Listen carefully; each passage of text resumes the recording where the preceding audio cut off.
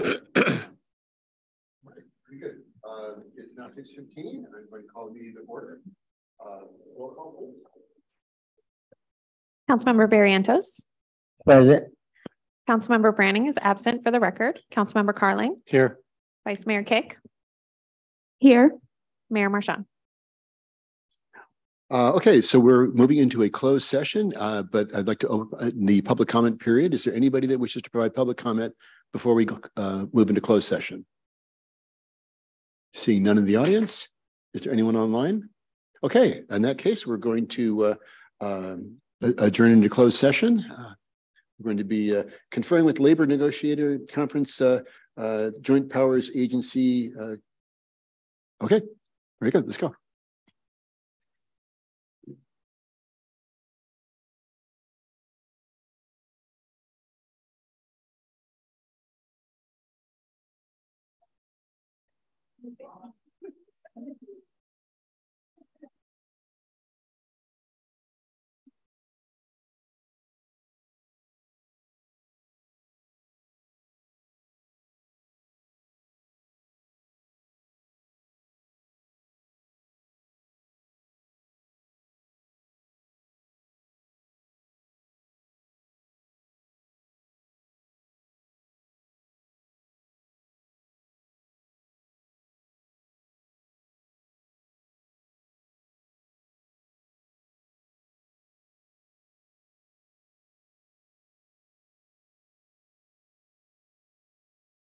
Staff position 1, staff position 1, check, check, 1, 2.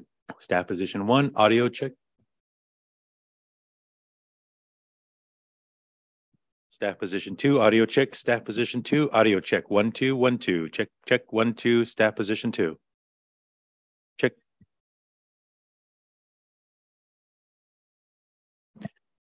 Check, audio check, 1, 2, staff position 3, audio check, 1, 2, check, check, lowering volume, check, 1, 2, check, check. So this is normal speaking volume, check, 1, 2, audio check, 1, 2, normal speaking volume.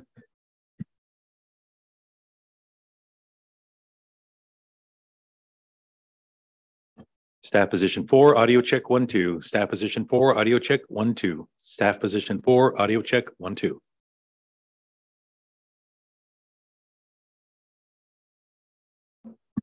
Staff position 1, 2, this is staff position 4, 1, 2, audio check, 1, 2, 3, 4. That's good.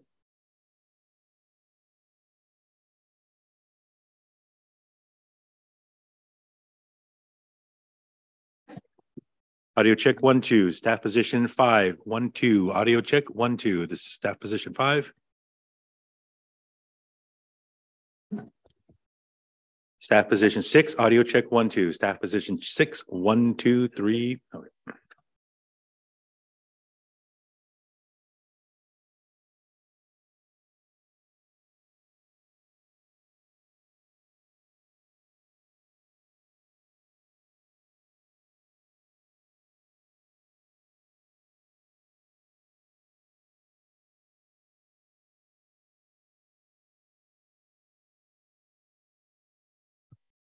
One, two, check, 1, 2.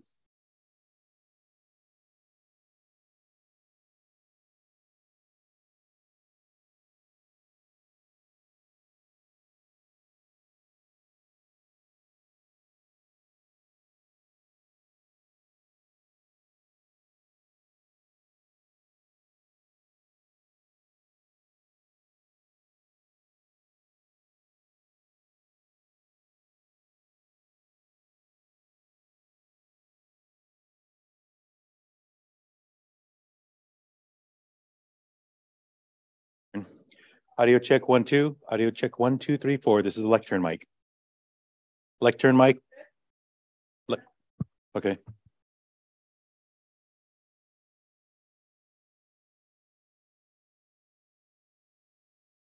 Okay, cool. Oops, now it's green. There you go. I hear it.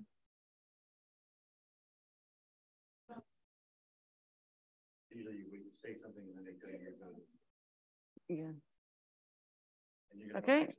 Now, yeah, no worries. The city council has adjourned to closed session.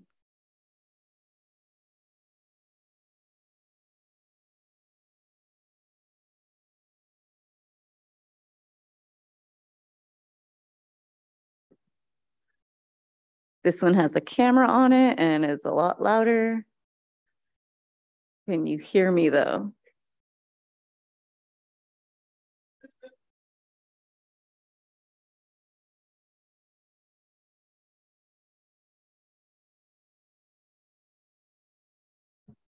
One, two, three, 4, 5, 6, 7, 8, 9, 10.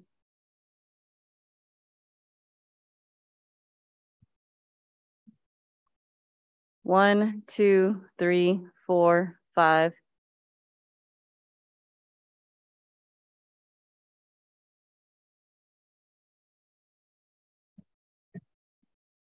One, two, three, 4, 5, 6.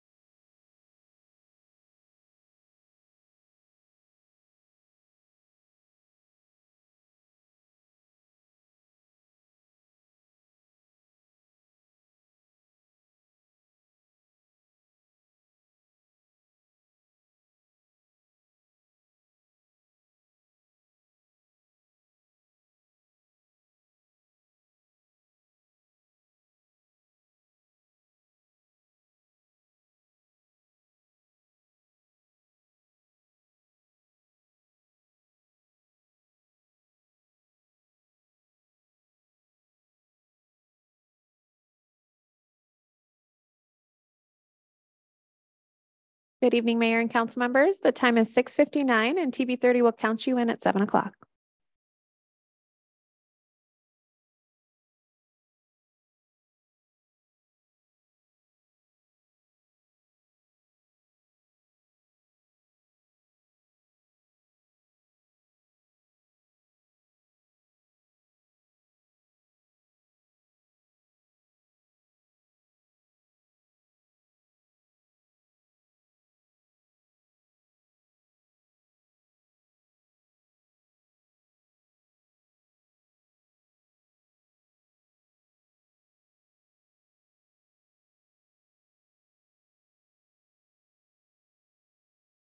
Good evening and welcome to the March 27th meeting of the Livermore City Council. Call the meeting to order. Roll call, please. Councilmember Barrientos. Present. Councilmember Branning is absent for the record. Councilmember Carling. Here. Vice Mayor Kick. Here. Mayor Marchand. Here. If you'll please join me in the Pledge of Allegiance. I pledge allegiance to the flag of the United States of America, to the republic for which it stands, one nation, under God, indivisible, with liberty and justice for all. Thank you. Okay, we now have we just came out of closed session, and there was no action that was reportable taken in closed session. With that, we have some proclamations and presentations tonight. It's a proclamation declaring March 23rd as American Red Cross Month. It's going to be presented to Alameda County Leadership Council Member Varsha Clare. And as many of you may know, we have a long-standing history of support in the city of Livermore with the Red Cross. The Red Cross assessed a fee to all of the cities in America in 1918. To support the effort in World War I in Europe. And Livermore was assessed the incredible sum of $1,200. And it was John McGlinchey from the Livermore Rodeo, or the Livermore Stockmen's Protective Association that said, we're going to have a rodeo and we're going to raise the money. And so that year, in 1918, John McGlinchey and the Livermore. Oh, I'm sorry. The Livermore Stockman Protective Association in 1918 held the first rodeo, and they raised over $2,500. And so that next year they formed the Livermore Stockman's Rodeo Association, and they've held what is the world's fastest rodeo every year since then. And the World War didn't shut it down, but the pandemic did. So there's been a long-standing history in Livermore supporting the Red Cross. And by the way, fun fact, in 1921, the rodeo clown was Charlie Chaplin. So he came out from Niles. So with that, we have a proclamation for the American Red Cross. Whereas in 1881, after observing the success of the International Red Cross in Europe, a social reformer and nursing pioneer, Clara Barton, founded the American Red Cross to provide assistance for Americans suffering from disasters or serving on the battlefield. And whereas the American Red Cross is a volunteer agency chartered and authorized by Congress to act in times of need, provide compassionate assistance to the afflicted by personal, local, or natural disasters. For over 100 years, the American Red Cross has assisted communities through organizing blood drives, donation locations, and other charitable causes. People have also counted upon the Red Cross for the information and skills they need to be safe at home, at work, at school, and at play. And whereas in 2022, with over 1,500 volunteers in Alameda County, the American Red Cross assisted or responded to 239 disaster operations, received nearly 31,000 blood donations in 1,258 blood drives, installed 690 smoke alarms, trained 9,659 citizens in first aid, CPR, and AED, responded to 583 members of the armed forces, and trained 2,975 people in aquatics and water safety. Through the Pillowcase Project and Home Fires campaign, 1,391 local individuals and families received fire protection training and supplies. And whereas the American Red Cross has been proactive within the city of Livermore, orchestrating blood drives throughout the community, tapping into all available resources to promote and facilitate multiple drives a year. Aside from the success drives at Lawrence Livermore National Laboratory, both Livermore and Granada High Schools and the Livermore Area Recreation Department, the city of Livermore has risen to the occasion of supplying more donated pints than all city of San Francisco drives combined, consecutively for multiple years. Now, therefore, the City Council of the City of Livermore proclaims March 2023 as American Red Cross Month, and thanks to the American Red Cross and its volunteers for their commitment to the Livermore community, and encourages residents to support the humanitarian efforts of the American Red Cross.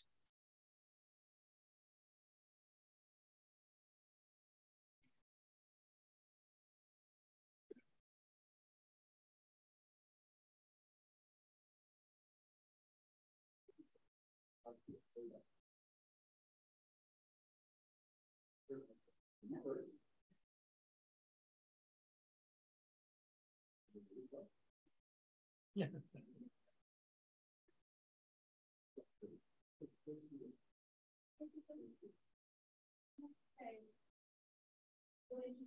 Comments that I didn't have any idea of. So I'm like amazed that that's information, and I really can't beat that. I tell you, it's like you already did the job that I would have done. Long time support. No, that's so good to hear. But thank you for us being here. As I said, my name is Varsha Claire. I serve on the Alameda County Leadership Council at Red Cross. You already know the Red Cross is a humanitarian organization that provides support to people who are in distress with disasters or emergencies, and also helps prepare and prevent emergencies and make communities more resilient and safer. American Red Cross is there when there is local fires or storms that we are having and shelters need to be opened. In international disasters like wars in Ukraine, and Red Cross is there, or the earthquake. And more importantly, also the support for our military people whenever and wherever they are and they need any help with the families. So there is a lot of arrays of areas where American Red Cross provides support for. And I am honored to receive this proclamation and support from the city and city staff. You already said how close everybody works together, and I'm very honored to receive this proclamation and also hear about how communities here work together, and that makes us all safer and more resilient. So thank you so much. Well, thank you very much for the work that you do and for the work for the Red Cross. And again, to the point of the community support, Thursday night, there was a remarkable program at Las Positas College recognizing the contributions. It was called Her Story, and it was the recognition of women veterans in our community. So it's another remarkable program, but we certainly owe a debt of gratitude to our veterans, and yes, thank you to the Red Cross for supporting them. Thank you so much. Thank you.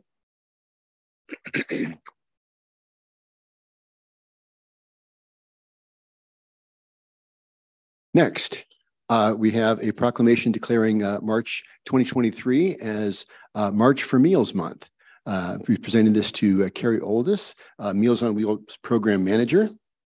Whereas Meals on Wheels America established the March for Meals campaign in March of 2002 to raise awareness about the escalating problem of senior hunger in America.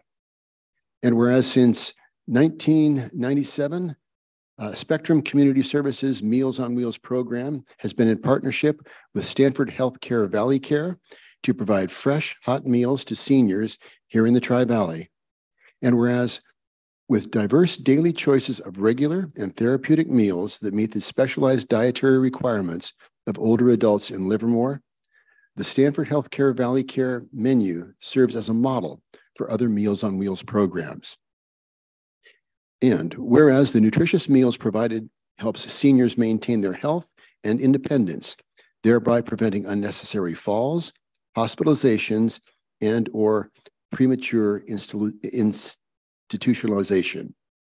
And whereas Spectrum Community Services Meals on Wheels program also provides a powerful socialization opportunity for millions of seniors to help combat the negative health effects and economic consequences of loneliness and isolation. And whereas each week over 40 volunteers for Spectrum Community Services Meals on Wheels program deliver nutritious meals to Livermore seniors and individuals with disabilities who are at significant risk of hunger and isolation. Providing caring concern and attention to the seniors they serve, these volunteers are the backbone of the program. Now, therefore, the City Council of the City of Livermore proclaims March 2023 as March for Meals Month and thanks Spectrum Community Services and its volunteers for their commitment to the Livermore community and in their efforts to help combat senior isolation and hunger. Ms. Olds.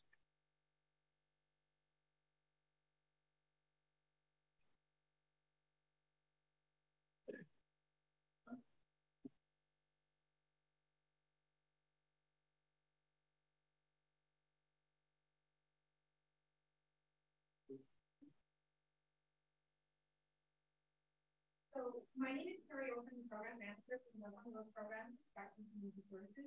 We not only serve here in Livermore, but we serve Dublin and Covington as well.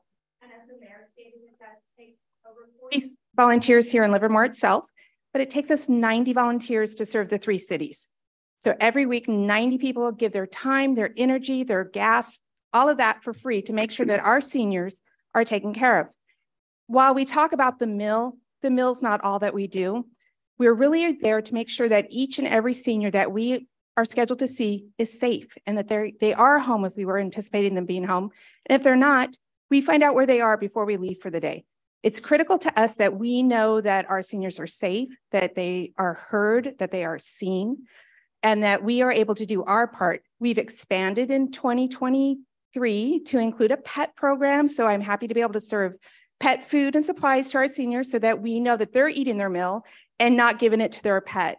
We work really hard and we are so supported by the community. Livermore is great. It's personal to me. I grew up here. My mother lived here when she passed away. So being able to serve that group of people is tremendous for me, but it's with the support of the community that makes it so much better. I'm able to get Christmas presents for my seniors. Every senior that has a wish gets granted. This year we had a community member buy a mattress for a senior because they couldn't figure out how to use their Medicare to do it. I have had so many great things happen because we have a great community. I love that the mayor loves us and he comes out and he goes with us. Our new city manager has come out and done a ride along with me. If you haven't been out, that's what March for Meals is to get everyone that wants to understand the opportunity to come out and do that ride along. It doesn't have to be just in March. All you have to do is give me a call and I can make it happen regardless. But thank you so much for your continued support of the Meals on Wheels program. Well, thank you very much. And it's not just the food, it's the recognition, the companionship, that somebody understands that they're going to get a visitor that cares about them.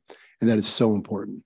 Absolutely. And that's why we did also start a new program that we will be doing friendly visits and reassurance phone calls, which we discovered during COVID was quite necessary. So we have begun that as well. So those seniors that need more than that 2 or 3 minutes are going to get that in a visit of a half an hour, an hour a week, whatever it is that they need. We will meet them how they need to be met.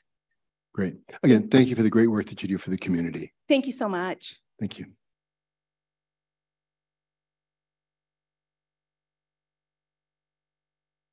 Okay, we're now going to go to the open forum. Would the city clerk please explain how people can participate in the open forum? Yes, thank you, Mayor. The City Council's agenda provides opportunities for the public to participate in the meeting by addressing the City Council in the following ways. For non-agendized items, the public has the opportunity during open forum to address the City Council on any item of interest that is within the City Council's subject matter jurisdiction. For agendized items, the public can address the City Council on each item of business it considers when the mayor opens public comment and should be focused on that particular item. Please note, a speaker is not required to answer any questions from the City Council, and the City Council is not required to answer questions from the public. However, the mayor has the discretion to ask staff to address a speaker's comments when a council member believes it is relevant to a particular business item. When participating in tonight's meeting, one comment may be given per person per item. Members of the public can participate in person or remotely as noticed on the agenda. To provide comment in person, please fill out and turn in a speaker card found at the entrance of the council chamber. Speakers will be announced in the order received. We will hear from members of the public who are in person first, followed by those wishing to speak over Zoom. To provide comment by Zoom, please use the raise hand feature or *9 if calling in when the item begins. Please do not wait until the public comment period opens for each item to raise your hand. Instead, raise your hand at the beginning of each item. Once public comment opens, each participant's name will be announced and their 3 minutes will begin once at the lectern or upon being unmuted. The mayor will announce the conclusion of the public comment period after comments have been voiced into the record. Thank you, Mayor. Okay, very good. Do we have anyone who wishes to speak at the open forum? Yes, we do. Our first speaker is David McWiggin.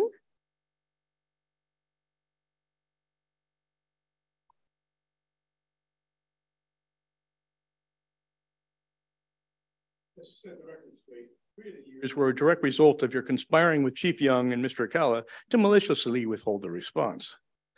Now, Johnny, you are well known for covering up crimes at the Livermore Police, and if the extent shall go as an indication, it's clear that Officer Black was one of your favorite Livermore police officers. How do we know? When a complaint came in from a woman who said Officer Black had sex with her when she was under the influence, which is kind of creepy, did you say, get this kind of creepy man off the Livermore Police Force? No, you said lie and cover it up. That's just the kind of man you want on the Livermore Police Force. How do we know? Because Officer Black wasn't done getting into trouble. This time a complaint came in from a woman who said he had sex with her and he filmed the encounter without her approval, which is getting really creepy. Did you say, get this creepy man off the Livermore Police Force? No, you said lie and cover it up. He's just the kind of man you want on the Livermore Police Force. How do we know? Because Officer Black found himself caught in another scandal. He used his position as a police officer to sexually exploit a teenage girl. This time, the scandal exceeded Livermore's geographical boundaries, so you couldn't just say, lie and cover it up. This time, Officer Black had to face trial. This would have been a good time to distance yourself from Officer Black, but you decided, even though Officer Black had a lawyer provided by the police union, you needed to hire another lawyer using Livermore funds to help his defense. And you were so successful, you got such a minimal sentence that he can actually become a police officer again. Of course, it's no surprise your helping his defense would be seen as Livermore's consciousness of guilt, resulting in you having to pay $650,000 to settle with Jane Doe. Not only did you go out of your way to help put a sexual predator back on the street and potentially back in uniform to sexually exploit more teenage girls, and the only people who were ever held accountable were the taxpayers of Livermore to the tune of $650,000. Way to protect the public, Johnny. You're a lying, corrupt criminal, and you will be found out.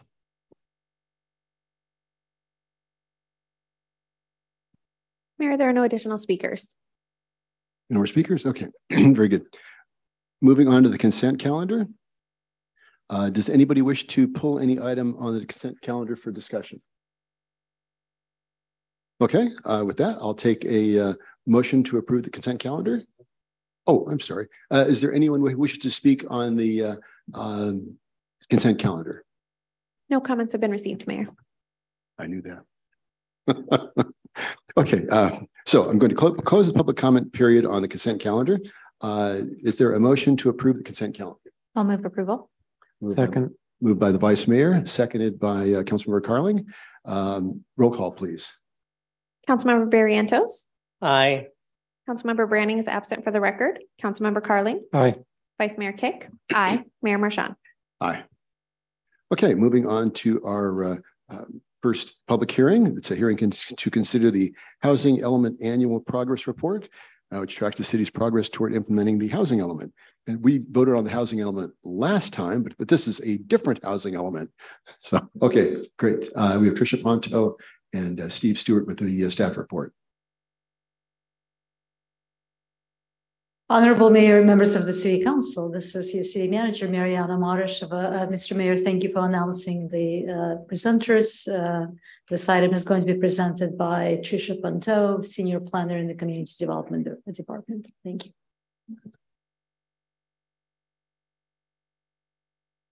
There we go. All right. Good evening. Oh, hot mic tonight. Good evening, Mayor and City Council. Yes, I'm back again for another housing element item, but this is not the housing element update. This is the 2022 housing element annual progress report. And you see these each year. It's an annual report that tracks our progress implementing our housing element, the goals and objectives in the housing element and meeting our RHNA numbers. So this is the last year of implementing our 2015 housing element. So next time you see this annual progress report, it will be for the new one, but this is for our previous housing element. And this is required by state law and maintains our eligibility for various housing grant programs, and it's due to the state by April 1st. So if you accept the report tonight, we will submit it to the state by the April 1st deadline. So reporting requirements for the annual progress report have grown significantly over the past few years. Prior to 2017, it was really just these first two bullet points, looking at building permits issued by income level to determine progress meeting our RHNA numbers, and then the progress implementing the housing programs in the housing element. And since then, the state has wanted to get a more complete picture of housing applications as they move through the process. So they asked for information about housing units that have been entitled, approved, constructed, how different projects are using state legislation like SB 35 or SB 9, and then a variety of other topics that you see listed on the screen. So these reports have become pretty extensive and are a pretty big lift for jurisdictions these days, but it is interesting to see all the information come together.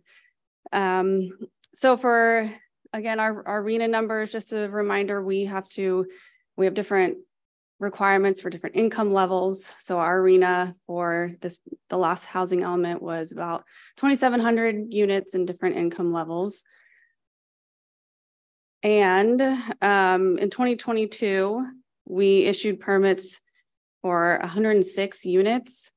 And you can see on this table here, we earlier in the cycle, in this housing element cycle, we were more the 300, 400 per year. And the last few years have been significantly less. And there are a number of factors that are at play there. Certainly COVID, certainly some housing projects that we had approved that have not been constructed yet. Royal Vista, Eden Housing, Garaventa may not be happening.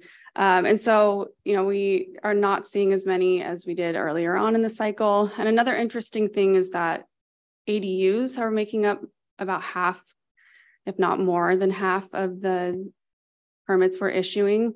So ADUs are continuing to be a really popular option for people. And we'll talk about that a little bit more later too. Housing programs. So in addition to tracking, issuing our building permits, we look at our housing programs and how we've made progress throughout the year implementing those. So we have our inclusionary ordinance that require a certain amount of units in different areas to be affordable. Again, the accessory dwelling units, we help facilitate development of those infill units, and then a variety of different housing assistance programs, funding nonprofits, homelessness programs, and then using our local housing trust funds to construct new affordable units throughout the city. So ADUs, again, we've allowed ADUs in the city for a while, but back around 2017, the state really started expanding ADU laws and what people could do with ADUs. And we've certainly seen a big increase in ADUs throughout the city since those laws went into effect. And they continue to be a significant proportion of the permits we issue each year for housing. And now I'm just going to highlight a few of the different projects we have going on in the city. Downtown, everyone's familiar with the Eden Housing project that we entitled back in May of 2021 and have since been defending the project in a lawsuit. And in 2022, an appellate court ruled in favor of the city in that lawsuit. So our staff continues to work through those legal proceedings and continues to work with Eden to secure grant funding for this project.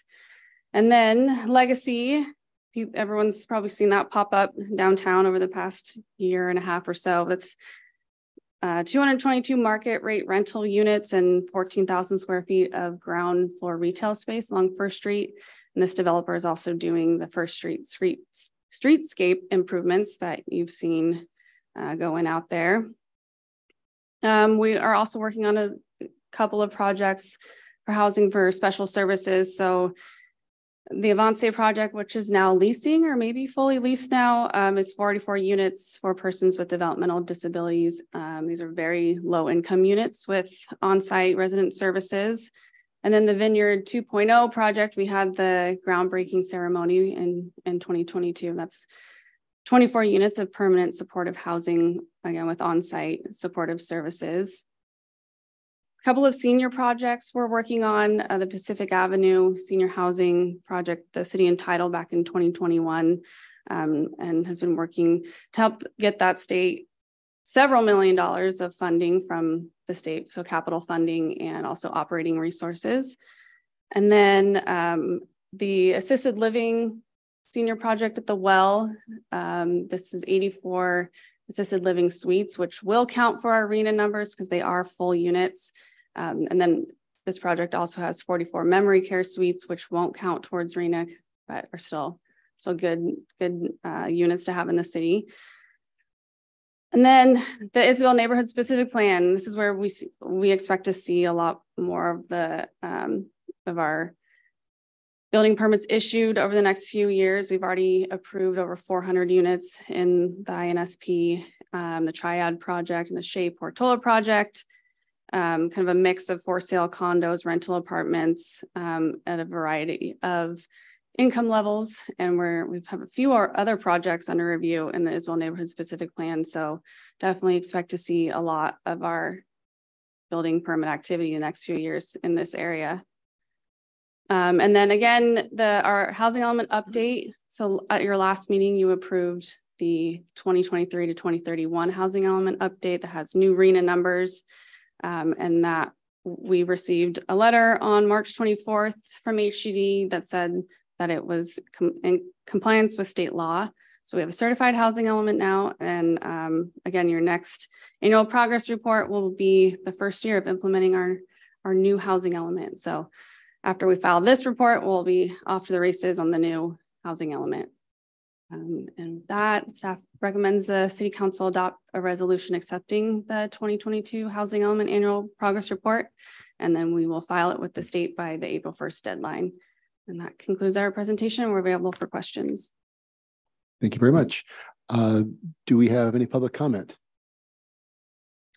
Mayor, no comment has been received. Okay, next I'm going to close the public comment period and bring it back to the council. Council, any questions? Councilmember Carling.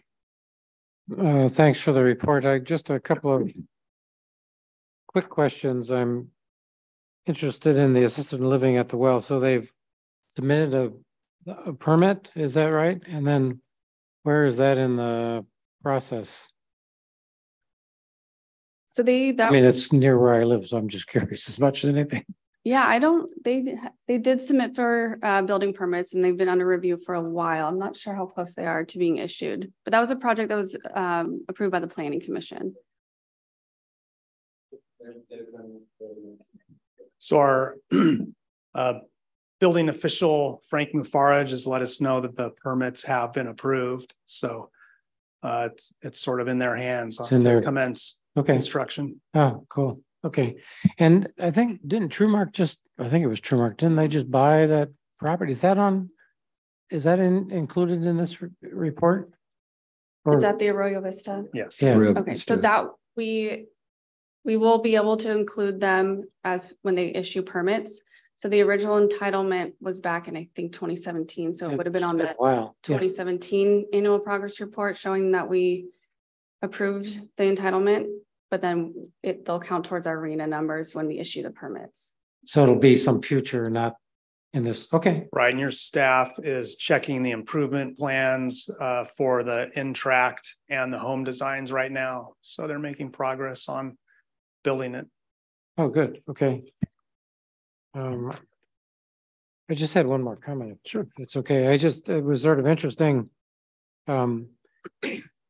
Just doing some quick math here, it looked like we averaged about 400 units for the first 5 years, and then COVID hit and we averaged about 130. I think we would have easily made our arena numbers had we kept up that same pace, but I think it's pretty obvious what COVID did to our housing element during this last period of time. So just an observation on my part as much as anything. So thanks for the report. Very good. Any other questions? Vice Mayor? Yeah. Just to double check, slide 5, the arena progress, is that what has been built or what has been permitted? That is what has been issued building permits. Issued building permits, but we don't have like a count of what has officially been built. That's not asked for by the state. We do have it in the larger annual progress report, but not in the arena. That's not, okay, right. And then just wondering, based on our comparator agencies, yes, technically there's 1,000 that we didn't meet, but are we in a good place compared to comparator agencies? Are we far behind? Just your assessment on where we stand. I know that most jurisdictions in the state are in a similar position. They have not met their lower income arena numbers. I don't know how we compare to neighboring jurisdictions more specifically. This is Paul Spence, your Director of Community Development. I will add that for the vast majority of jurisdictions, we can't meet the very low and low levels because those units all require subsidy. And Livermore has a fantastic program that helps provide some of those units. But just like most cities, there's not enough subsidy available to meet all of that demand. Awesome. Okay, just wanted to clarify. Otherwise, it's really exciting to see these slides 8 through 11 with all the things that will be coming online soon or have just come online. So thanks for that. And that's it. Okay, Councilmember Barrientos, any questions, comments? Okay, very good. Thank you. Excellent report. I was, quite surprised. Well, not surprised, but it's always quite remarkable to understand just how much money it takes to be classed as low income in the Tri-Valley. It takes a lot of money to be poor here in the Tri-Valley, and recognizing to build a little bit on the Vice Mayor's comments, the city doesn't build affordable housing. The market builds it. And it requires, as Ms. Ponto pointed out, significant subsidies to build the low income and the very low income because the market just won't build those. So we have to find a number of partners to do that. With the, you mentioned the Eden development, which is now further delayed because the opponents have filed to move to the Supreme Court on this. But in the last year, that group has spent over $2 million fighting 130 apartments, over $2 million. And it looks like it's going to be more millions to continue to fight it. So we're trying to build it, and there are people that are trying to stop it. So I believe that we're on the right side on that. So thank you for all your efforts. I do have a comment now. I wish you wouldn't have brought up the Eden thing. I know it's been a contested thing. That's what this whole last campaign was about. That if we would have built Eden housing across on the other side of the railroad, none of this would have happened. We would have been farther along on the Eden housing and probably build more units. And that was the whole issue in the last campaign. I didn't want to bring it up, but here it is. Well, Councilmember Barrientos, since you brought it up, there was no funding to move it across the street, and moving it across the street would have cost approximately $50 million. So that subterfuge was out to kill the project and not move it because there was the city does not control the land anymore. So there was no ability to move it. So one last question I have is the assisted living at the Well. That's the former Sunset office site. Okay, because when I left, that was gone. So now it's come back. Okay, very good, excellent. I think that's a great fit over there. So Now, so this is that 3 or 4 stories? Granted, it's a sort of a placeholder drawing there, but I'm just curious. I haven't seen the plans. It's predominantly 2. I think they've eliminated all the 3-story components. Okay, it looked like there were like 3 windows, maybe a top little turret there. So wasn't quite sure. I hadn't seen this before. So I've seen I've met with the developer and it's 2 stories. Oh, okay, very good, excellent. Well, you're ahead of me on that game, but then again, I've been out of here for a couple that's right. years. You weren't the mayor then. Yeah, but I'm back. Okay, with that, there's one question. Where is the well at? I don't know where it is. Oh, it's the Sunset Office Plaza there. It's across the street from Lucky's, Lucky Concannon and Holmes. Oh, okay. Across from Yeah, Lucky's here. right. Yeah. Used to be the Sunset Office Complex. Mhm. Okay, with that, there being no further questions or comments, I will entertain a motion. I'll approve staff recommendation. I'll second. Okay, moved by Councilmember Carling, seconded by Vice Mayor Kick. Any discussion on the motion? Roll call, please. Councilmember Barrientos. Aye. Councilmember Branning is absent for the record. Councilmember Carling. Aye. Vice Mayor Kick.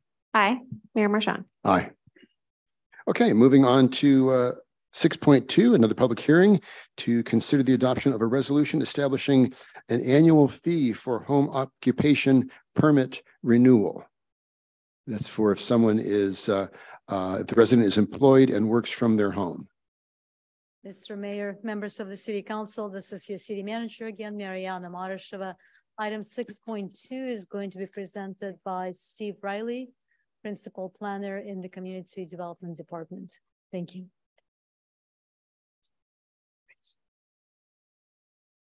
Good evening, Mayor Marchand and members of the City Council.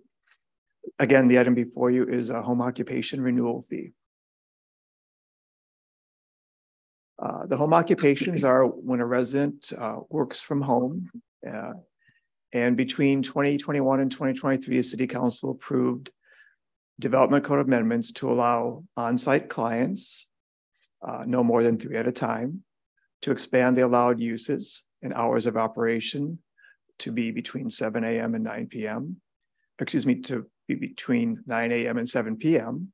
and add a requirement for annual renewal of home occupation permits to ensure these home occupations are compatible with the neighborhood.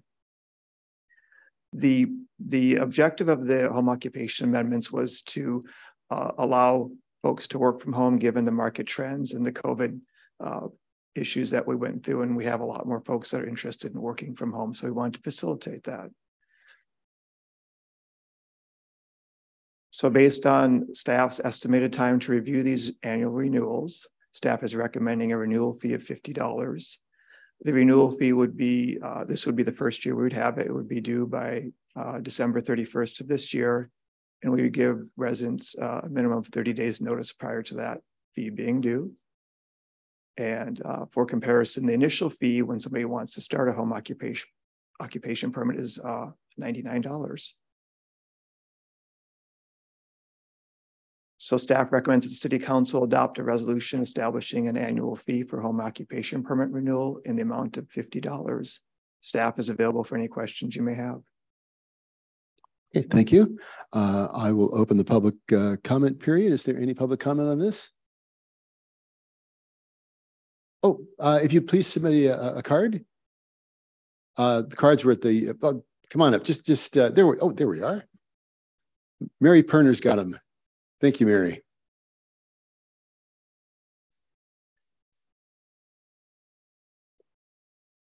Know what the purpose of the $50 is? Sure. Okay, Mr. Riley mentioned that, but if you'd please elaborate. Sure. So what we do with that fee is there is staff time involved. When somebody renews for home occupation permit, there's a application they have to fill out, and they have to go through and check some boxes and give us information. So we check that against the development code requirements for home occupation to ensure they're meeting all the requirements, like, for example, no signs, they're not creating dust, odor, noise, traffic for the neighborhood. And it's a minimal amount of time, but it still takes some staff time. So that is what the $50 is for, is simply to review their application and then hopefully go on and approve it. Okay, so if there are less than one, or I mean, so your criteria is between 1 and 3 people, or if they have anybody come to their home, they have to have a occupation? Yeah, so or a business occupation, home occupation permit? Yes. So if the criteria that requires a home occupation is if you have clients that come to your house, and again, that can be no more than 3 at a time. So if you're, for example, a barber, you could have a home occupation. You could have appointments come in, but no more than 3 at a time. Also, if you have more than, if you have 1 employee that comes to your house every day that helps you with the home occupation, that also triggers a home occupation permit. So those are 2 of the things that would require you to get a home occupation permit. If, for example, you're just doing a home-based office where you don't have visitors, you don't have clients, you do not need a home occupation permit. And then the last question would be, what happened? What are penalties or fines or anything like that? And is there somebody is there some new position of home occupation permit? I think it's just we go for education. We just want compliance. We don't seek penalties. We just want compliance. And the way we get there is education. Are there penalties? So usually our process is if we get, for example, a complaint, then we have our neighborhood preservation staff go out and work with the person who has the home occupation permit to remind them of what the standards are and just to have them comply. That's always our first goal. And fines or something more significant is much further down the road. We usually just work with them to comply. The standards are fairly simple and straightforward. Okay, thank you. All right, thank you for your comments. Okay, any other comments? No other comments have been received. Okay, I'm going to close the public comment period, bring it back to the council. Questions or comments? Okay, I will entertain a motion. I'll move approval. Move Vice Mayor Kick. Second. Seconded by Councilmember Carling. Any discussion on the motion? Roll call, please. Councilmember Barrientos. Aye. Councilmember Branning is absent for the record. Councilmember Carling. Aye. Vice Mayor Kick. Aye. And Mayor Marchand. Aye. Okay, moving on to the matters for consideration is the resolution approving the 2023 Livermore State and Federal Legislative Platform. Honorable Mayor and members of the City Council, this is once again your City Manager, Mariana Marasheva. Item 7.1 is going to be presented by Stephanie Egidio, Assistant to the City Manager in the City Manager's Office. Thank you.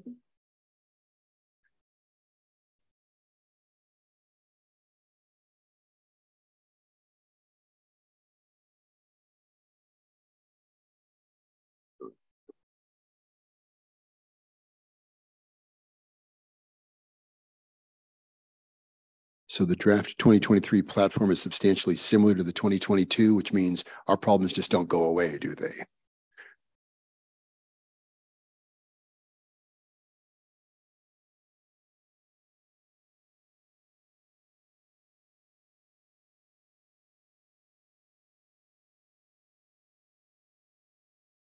Good evening, Honorable Mayor and City Council members. I'm Stephanie Egidio, Assistant to the City Manager, and I will present an update tonight on the city's 2023 state and federal legislative platform. There are 2 similar looking documents in the report this evening, so I'll clarify here that only one of those 2 is presented before you for approval this evening, and that's the city's legislative platform. The other is included as an informational item, and I will speak to that later in the presentation. The city's 2023 legislative platform provides a formalized, proactive approach to monitoring and addressing the hundreds of state and federal legislative bills that go through the cycle every year. It documents the city's position in several legislative categories, and the proposed positions and categories are based on community priorities and values and policy documents like the general plan. The platform allows the city to respond quickly in support of or opposition to legislative issues, especially in time-sensitive areas. And the platform was first developed in 2013 and is updated annually, with the last platform update presented to council on April 25 of last year. Each year, the current platform is reviewed under a few different lenses. First, it's reviewed by each department for issues that may come up during the current legislative cycle in their area of expertise. Second, the city's current needs and issues are taken into account. And finally, with an examination of the Cal City's advocacy priorities and strategies. Feedback from all these areas is incorporated in the platform. This year, the city's platform remains mostly unchanged from the previous year, with one new position under the category of affordable housing and homelessness. And as mentioned at the beginning of my presentation, the second item is the Tri-Valley Cities, or TVC, legislative framework. The TVC framework allows the cities of Livermore, Dublin, Pleasanton, San Ramon, and the town of Danville to advocate collectively on important regional issues such as transportation and housing.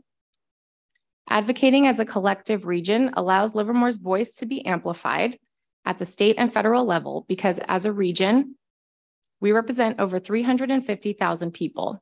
And if we were a city, we'd be the 10th largest in the state. The Tri-Valley Cities framework overlaps many of the items in the city's platform and is attached in your agenda this evening. You can see here where the platform categories correspond to the framework focus areas.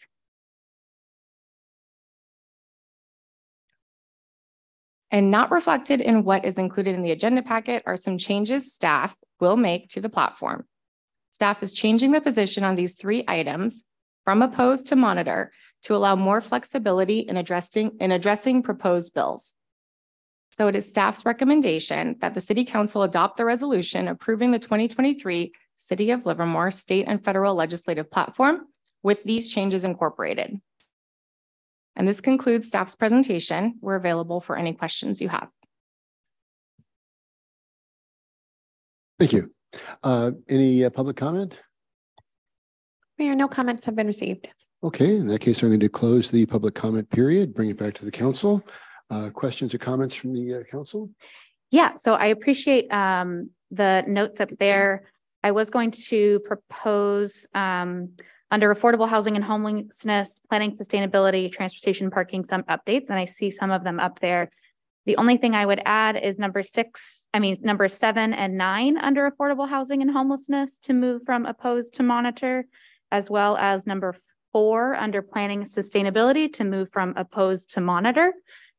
Just that all of them have in common that I feel they are too broad to move to from oppose to approve, but also too broad to keep as oppose. There are some other cities who have used similar language in ways that Livermore doesn't like to use that language because we do have a very strong affordable housing policy, and I think we should stick to our long history of supporting affordable housing as much as we can by monitoring these rather than oppose or approve on a case-by-case basis. Well, there's a strategy behind using monitor versus oppose. Sometimes if you just come out and oppose it, you're no longer at the table to carry on any discussions, and you're not part of any discussion on how to improve that legislation. So rather than just have an immediate opposed position, monitor allows you to continue to be at the table and continue to be part of those discussions. If there are no other comments from my colleagues, I would move approval with staff's recommendation and under affordable housing and homelessness, moving 6, 7, and 9 to monitor. Under planning and sustainability, moving 1 and 4 to monitor. And transportation and parking, similar to staff recommendation, is number 5 from oppose to monitor. Any comments, Councilmember Carling? Yeah, this is I had this discussion about, I appreciate the arrows where planning, sustainability, and water are connected to climate, environment, health, and safety, but I don't see anything under the next slide that has anything to do with climate and environment. It has to do with land use. So are we just abdicating any, I mean, there's a lot of legislation up there in Sacramento that has to do with the environment and climate. And are we just abdicating any opinion about that? No, the next slide is just changes. The intent of this slide is to show the connection or where the city's platform categories are also somewhat reflected or related under the Tri-Valley Cities framework focus areas. So the city's platform categories are all those listed there. And the Tri-Valley Cities framework focus areas are those 6 listed there. But we're not abdicating anything, Councilmember. This is it's just showing a comparison of how some of the city's platform categories are also connected or reflected under the framework. So the next slide, the one that says, okay. I don't quite see the connection between land use and climate and environment. That's my point. And I had this conversation with the city manager. And I'm just disappointed, I guess, that we're not, there's a lot of legislation in Sacramento around climate and environment. We just passed our climate action plan, and I don't see us following through on that in our Livermore platform categories. Councilmember Carling, thank you for your comments. If I may speak to this just very briefly, if you look at the actual platform under planning and sustainability, which is probably not the best category, but for example, item 9 is to monitor state and federal legislation related to climate adaptation. So the language is there, but what we could do either on your direction tonight or in the future is pull out sustainability, call it climate action or climate adaptation, and move relevant items in that category. If you'd like to add that to as a friendly amendment to the motion, staff can certainly do that. Well, somehow I'd like to recognize all the work we've done on the climate action plan and supporting legislation that's currently being debated in Sacramento.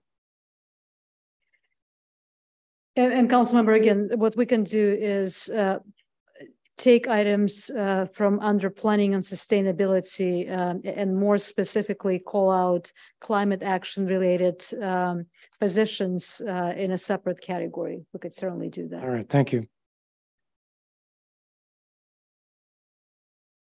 Just a quick clarification from the Vice Mayor. So which were those? You're moving from opposed to monitor, is that correct?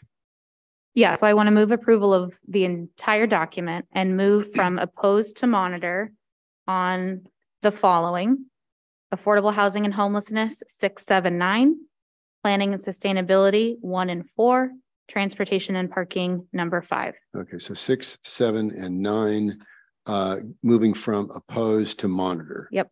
Okay. Planning and sustainability, opposed to monitor.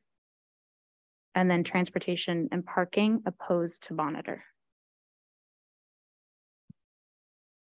Transportation and parking. I can live with that, staff. All right. Honorable Mayor, that works for us, yes. And I have to say, this is an extraordinarily valuable document. We worked on this we work on it continuously. But this was very important when we went back to Washington, D.C., because we had a good sense of what our legislative agenda was. So when we were talking with our elected representatives back in Washington, D.C., and with the Department of Transportation and the EPA, it enabled us to speak as a region. You know, the Tri-Valleys were there together, and we could speak with one voice. And because of that, as you said, we're one of the biggest cities in California when we do that. So this is a very valuable document, and I certainly appreciate the work and time effort that goes into that. Is there any further discussion on the changes suggested by the Vice Mayor? We don't have a second. Pardon me? We don't have a second. No, yet. I said, is there any other questions? Oh. Because then I'm going to Okay. ask for a motion. But any other comments on the document, Councilmember Barrientos? Okay. since you have the most substantive changes, do you want to make the motion? Yes, I will move the entire platform with the additions of affordable housing and homelessness, 679, opposed to monitor, planning and sustainability, 1 to 4, opposed to monitor, transportation and parking, number 5, opposed to monitor. In addition, adding on Councilmember Carling's commentary on making sure that our climate action plan is denoted in this document. Okay, very good. Second.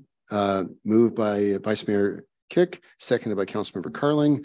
May I have a roll call, please? Councilmember Barrientos. Aye. Councilmember Branning is absent for the record. Councilmember Carling. Aye. Vice Mayor Kick. Aye. And Mayor Marchand. Aye.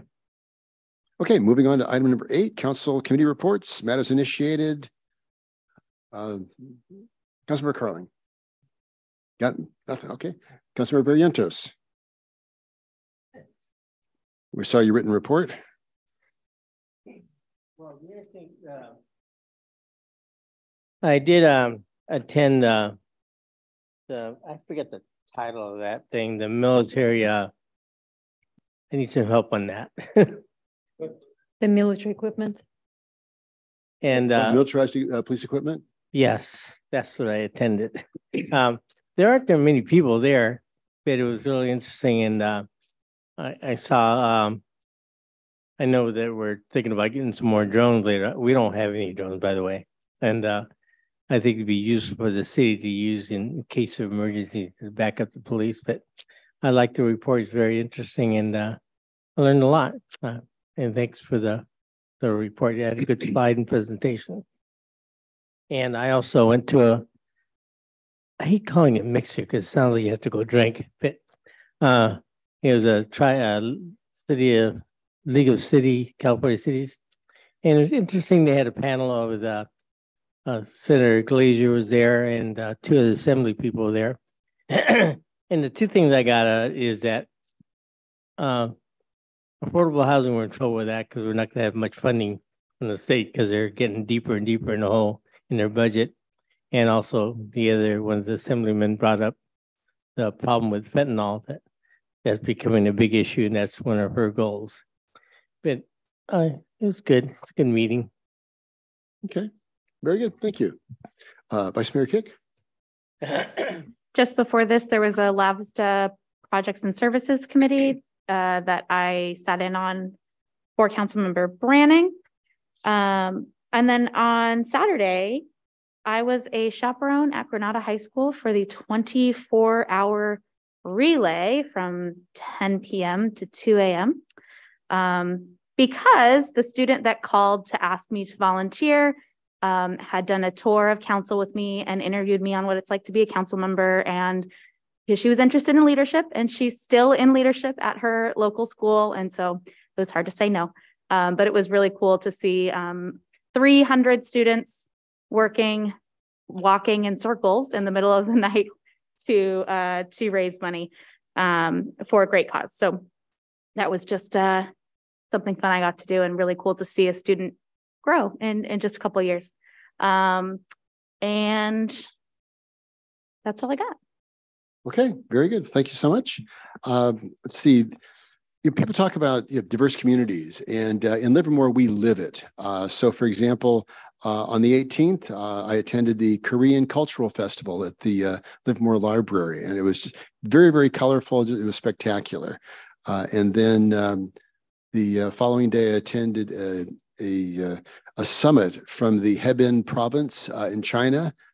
Some business leaders were there, along meeting with some of the local business folks as well. Las Positas College on the 23rd. I was honored to speak at a program, as I mentioned earlier, honoring women veterans. It was quite inspirational. And on the 25th, I presented a program to international Rotary students.